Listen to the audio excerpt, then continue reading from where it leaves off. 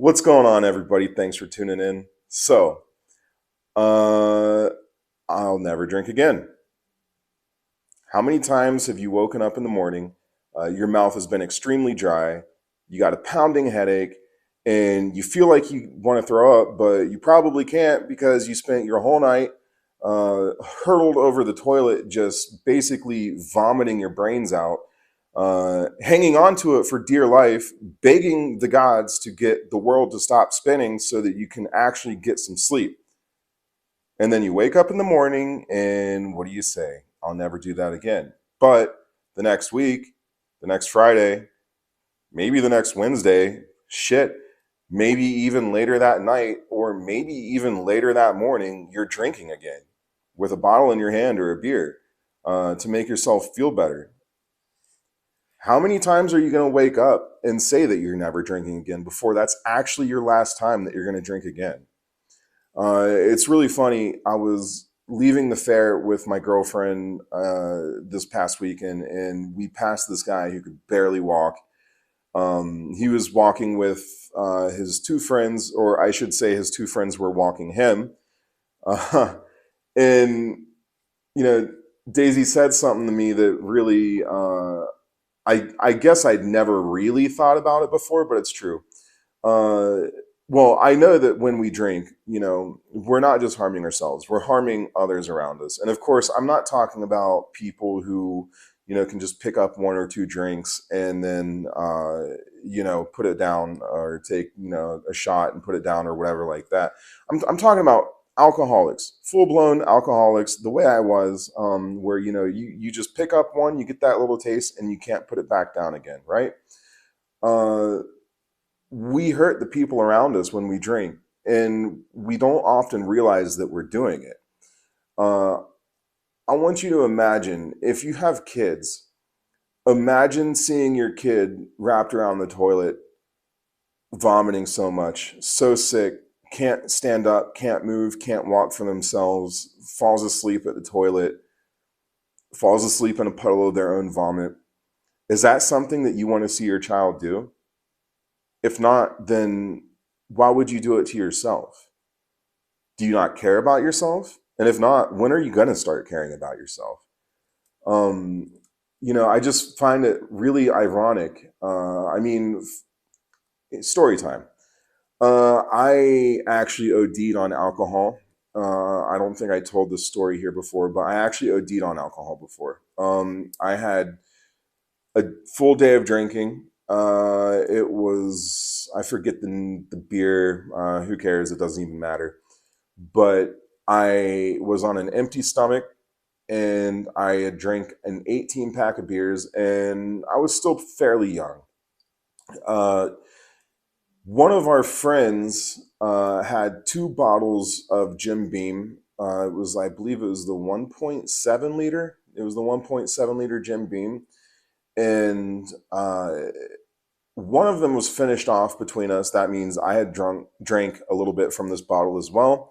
And then his mom was coming to pick him up, and for some reason he was just like, "Hey, does anybody want this? Because my mom's coming to pick me up, and I can't have this on me when she gets here," which was totally stupid because she's gonna smell it on his breath anyways. But for some reason, I interpreted that as someone had to drink it. So I said, I'll take it. Hey, it's a bottle of free Jim Beam, bottle of free liquor. What alcoholic wouldn't love that, right? That's jackpot. But for some reason, I was already drunk on the 18 beers, and I had it in my head somehow that that meant that that had to be finished before his mom came to pick him up. So I opened the bottle, and I just started drinking it straight from the bottle. My friends tell me that I drank it like apple juice. 1.7 liters of Jim Beam after 18 beers and a couple of other whiskey drinks already, bourbon whiskey drinks. So in less than 5 minutes, the 1.7 liters of Jim Beam were gone. And yeah, I started acting crazy, and Trevor decided it was time to take me home. Of course, I don't remember getting in the car. All I remember was that they were so scared of me that Trevor had to break a glass bottle to defend himself from me, because he was very scared. He held it up to my neck. He was scared. I scared him. We talked about it later when we sobered up, and everything's okay between us. But the thing is they had left me when they took me home. I don't remember how I ended up there, but I was just laying on my driveway.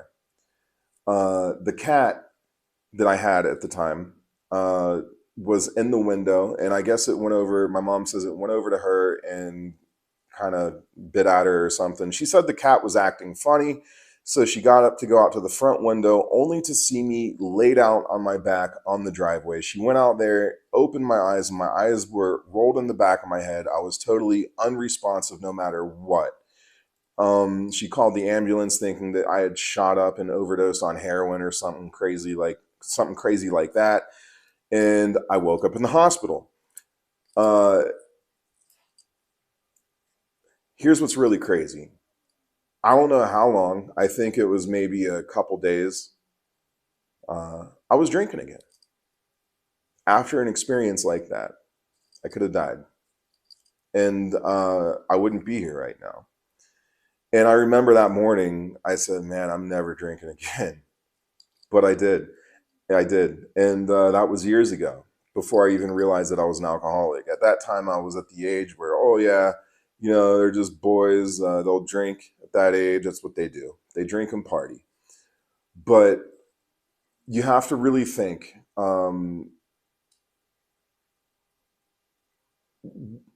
is that really something that you want to go through every time if it makes you feel that bad, if you're really drinking that way?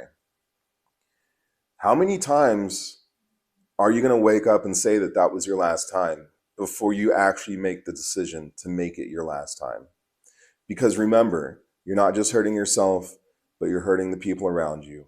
And if you don't really realize that, just imagine if you have a kid or somebody that you love, imagine them going through that. And then think about how you'd feel about that. Pretty simple video, pretty straightforward. That's it. If you like the video, go ahead and hit the subscribe button, please. That would be pretty cool. Hit the like button, share with your friends or anybody who may need it. I'm hoping that this could help some people.